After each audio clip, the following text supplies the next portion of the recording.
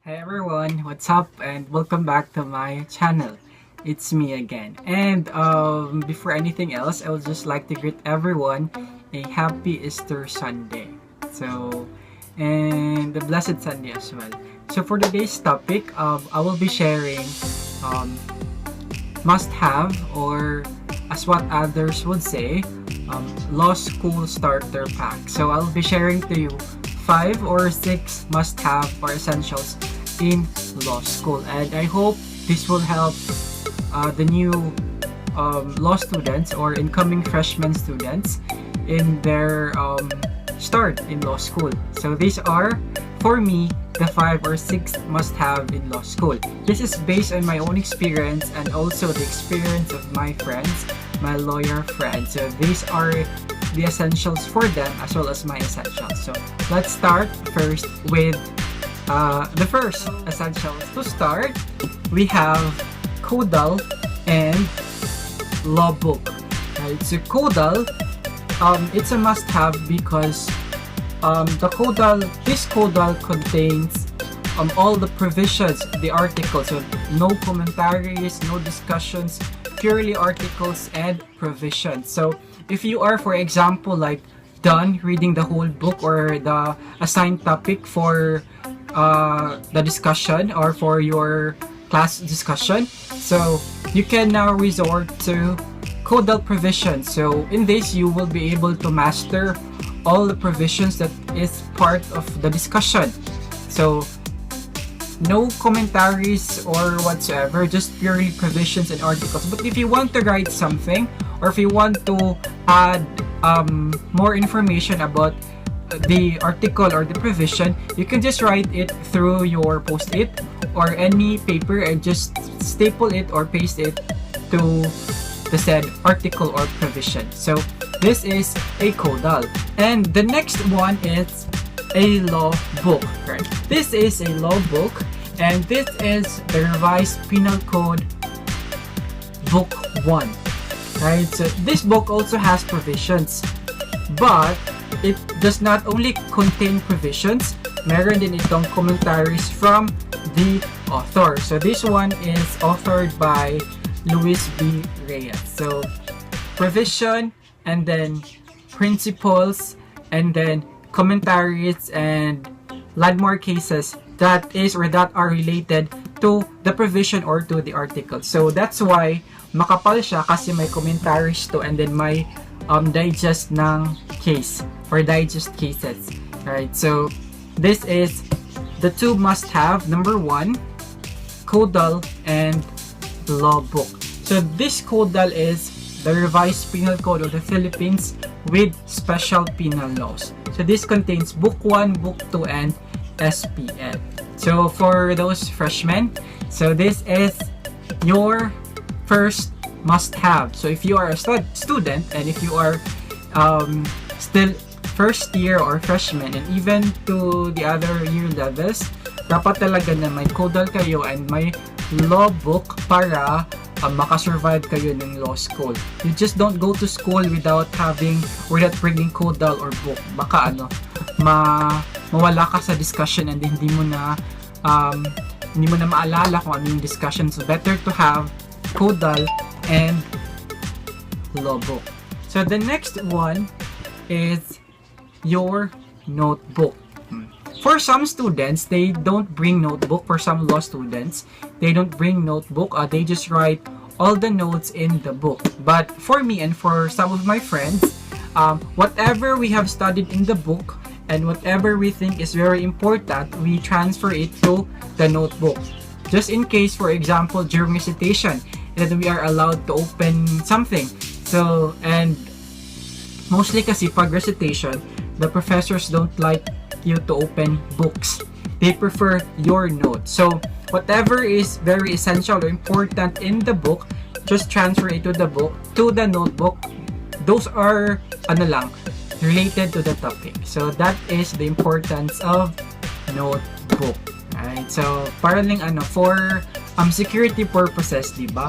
If like alam mo na nakapag-aral ka but still hindi naman mawawala hindi man natin mapagkakailan na if you are like, kinakabahan or very nervous during the recitation, mental block ka talaga, and then makakalimutan mo lahat ng pinag-aralan mo. So might as well have this notebook and then transfer lang ng mga important or necessary principles, provisions, elements, discussions, jurisprudence na related sa topic.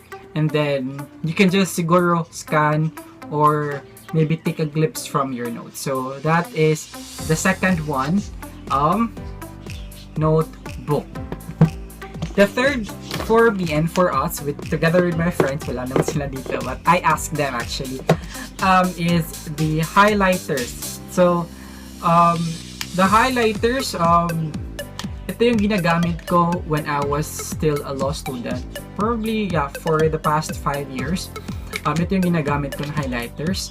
And, mostly ay ginagamit ko yung yellow at saka green. Kasi sabi daw nila, pag green at saka yellow, it's easier for you to understand and to comprehend what you have studied. And sabi din ng mga med student friends ko na mas how do I say, mas maganda sa paningin pag green at saka yellow yung gagamitin mo. Parang madali mo lang itong ma-absorb yung pinag-aralan. But I don't know if it's scientifically proven, but wala namang mawawala if susundin natin or follow natin. But for me naman, it works naman. But there are times na lang talaga na parang if trip ko i-highlight lahat yung part or yung topic na yun, ina-highlight ko talaga for just no reason. Ewan ko lang, trip ko lang talaga na mag-highlight at mag-highlight. So, wag yung gayahin nyo. Just highlight the important parts or the important subjects. And for some of my friends, yung nung nag-aaral pa sila, yung nila, yung highlighters nila may legends. Like this one is for for caudals, for provisions, and this one is for principles, and this one is for important topics sa discussion. So, yun yung nakasanayan nila. But in my case, I don't usually do that because parang nahihirapan ako to like hahanapin ko pa yung saan yung for provision, for So, most of the time, ito yung ginagamit ko talaga. Yung yellow at saka yung green na highlighter. So, parang if not all, most of the law students have highlighter. Para itong, aside from having a caudal in a book, para na rin itong agimat. Kasi, ito yung mag-help. For example, may dapat kang i-highlight na important sa book na no need na i-transfer sa notebook. So, ito na yung gagamitin mo, i-highlight mo na lang. And then, once na mag-review ka na or babasahin mo ulit, yun na lang yung highlighted parts or words ang babasahin mo kasi nabasa mo na siya before and may notes ka na rin. So, that's the importance of having. Moving on, another must-have or law school starter pack is your ball pen. Yes, ball pen is very important, diba? How would you write notes if you don't have ball pen? Diba? So, dapat talaga na may ball pen ka. And you can use like blue, black, or red just for taking down notes. But for like during the bar examination, you can just either black, blue pens. Yun yung gagamitin mo. Well, in my case, I parang simulan ko na magamit ng blue when I was in my review classes na. So, ito yung ginagamit ko na pen. Kasi sabi daw nila, pag blue daw, maganda sa paningin, and then if ever there are erasures, hindi siya nakakasira ng like sentences or ng like kung hindi siya nakakasira ng handwriting mo or like kung gaano kalinis yung booklet mo or paper mo. So mostly ginagamit is blue pen. Yun din yung sabi ng mga professors namin and then yung mga friends ko na lawyer na better to use blue pen para mas maganda sa paningin and then parang light lang kung mabasahin. So that's it. But it depende naman if you like using black and ito yung nakasanayan nyo, well, you can use black. And if blue naman, then you can use blue. Well, in my case kasi, I tried using black when I was in first year, second, third year, fourth year law student. And then, I can see the difference talaga. Pag black kasi, pag nag-erase ako, parang marumi na talaga tingnan. Whereas if blue, parang malinis lang din siyang tingnan. So, hindi siya sakit sa mata if blue yung gagamitin nyo for like writing or for answering essays like that. So better if ano lang, use blue. Wala naman din mawawala if follow natin, diba? So try use blue na lang din. Pero if black yung nakasanayan, it's not a problem. If black, black. If blue, blue. So this is another must-have in law school or law school starter pack, ball pen. Alright. So the next one is cases or jurisprudence. Yes, it's very important. Cases are very important because these are the one that will help you understand the principle or the provision. So cases ay yung ina-assign ng professor natin like during the discussion or prior to the discussion na binibigyan tayo ng assignment how to read these cases na in relation to the topic. So that's the importance of cases, right? And then also parang hindi siya common to some of the professors na pag nagpapa-recitation sila, ang itatanong nila is yung nasa book. Yung nasa book kasi is more on provisions, principles, elements, like that. And yung sa cases talaga, like actual application ng the said provision. So mas madali mo ma-understand. And also, sa cases din naman, may ano na rin, may articles, may elements, may provisions.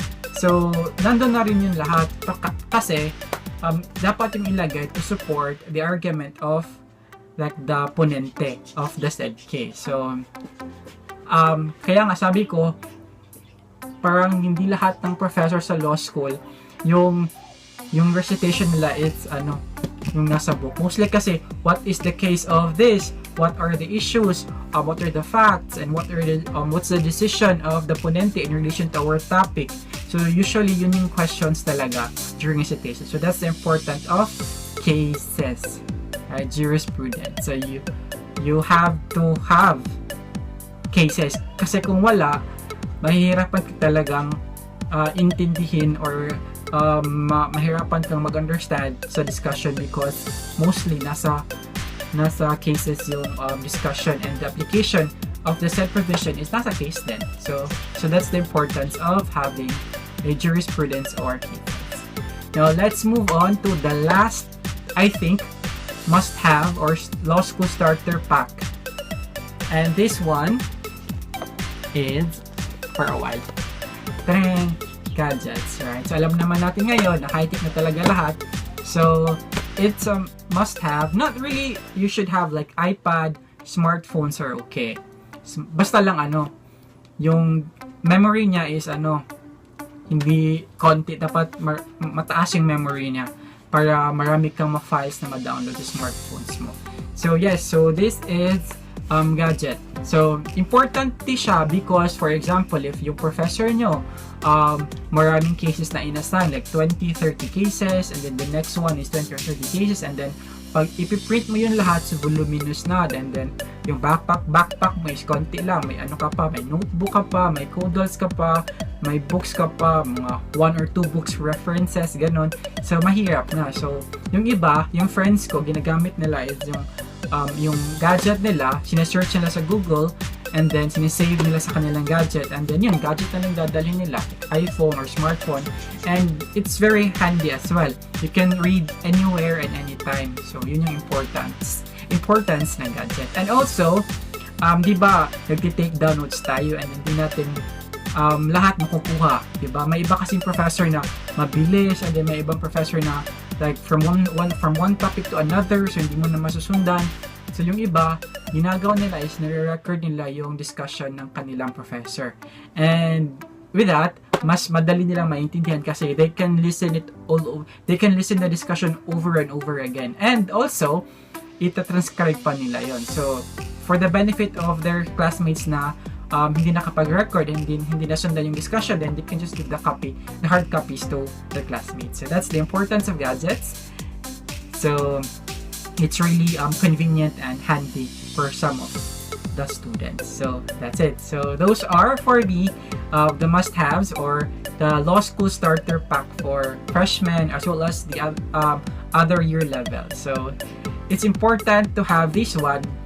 Yeah, I think it's very important because you can't survive law school without book, without codals, without taking down notes, without ball pen, without highlighters, without gadgets, like that. So it's a must have, and it's proven and tested, not just by me, but by my friends as well. And one more thing, I'll give you a bonus tip. Bonus must have, no?